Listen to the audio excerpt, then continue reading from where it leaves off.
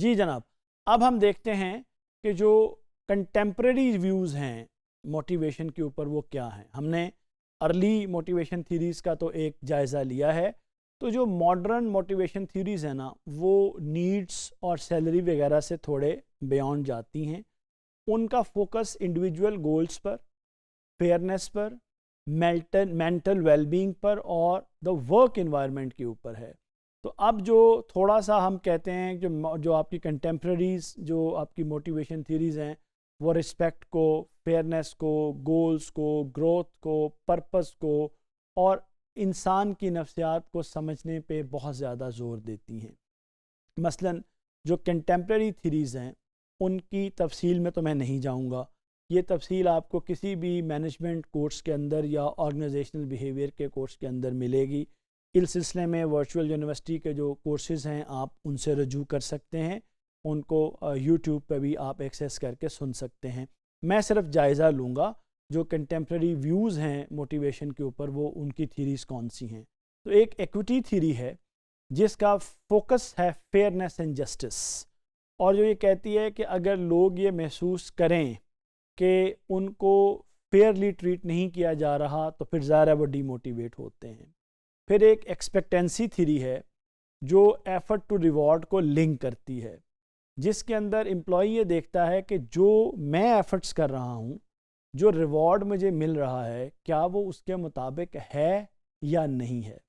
اسی طرح goal setting theory ہے جو یہ بتاتی ہے کہ جتنے آپ کے آبجیکٹیوز کلیئر اور اسپیسیفک ہوتے ہیں اتنی ہی آپ کے امپلائی زیادہ بہتر پرفارم کرتے ہیں۔ پھر سیلف ڈٹرمنیشن تھیری ہے جو انر نیڈس کے اوپر فوکس کرتی ہے، جو یہ کہتی ہے کہ جو موٹیویشن ہے وہ آٹونومی پر، کمپیٹنس پر اور ریلیٹڈنس کے اوپر ڈیپینڈ کرتی ہے۔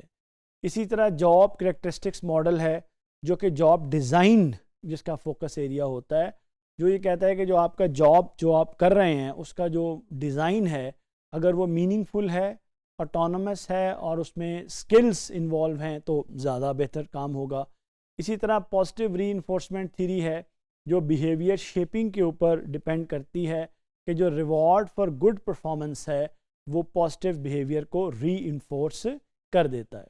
اچھا، اسی طرح سے ہم آگے بڑھتے ہیں کہ جو آپ کی ماڈرن ڈے ٹرینڈز ہیں امپلائی موٹیویشن کے اندر، اس کے اندر کون کون سی چیزیں شامل ہیں۔ ابھی ہم نے جس طرح ڈسکس کیا کہ ماڈرن ٹرینڈز کے اندر صرف سیلری کام نہیں کرتی بلکہ اس میں انسپائر کرنا، ریٹین کرنا، امپلائی کو انگیج کرنا بھی ایک رول پلے کرتا ہے۔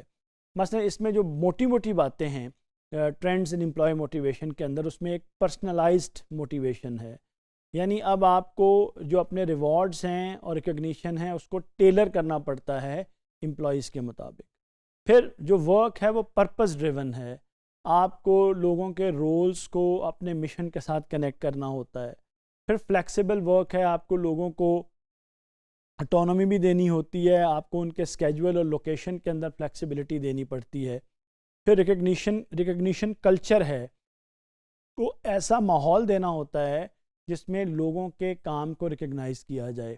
اچھا، اس طرح کا ماحول نہیں ہونا چاہیے کہ لوگ ڈی موٹیویٹڈ محسوس کریں اور ان کی کنٹریبیوشن کو ریکگنائز نہ کیا جائے۔ پھر مینٹل ہیلتھ سپورٹ ہے، لوگوں کی ویلنس ہے، ایموشنل ویل بینگ ہے، اس کے اوپر توجہ کی جانی چاہیے۔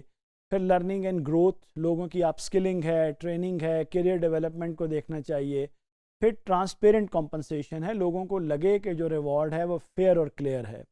پھر گیمیفیکیشن ہے، ورک کو انٹرسٹنگ بنانے پہ فوکس کرنا چاہیے۔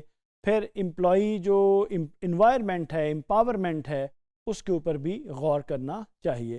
تو امید ہے کہ آپ کو یہ باتیں کلیئر ہوئی ہوں گی۔ بہت شکریہ۔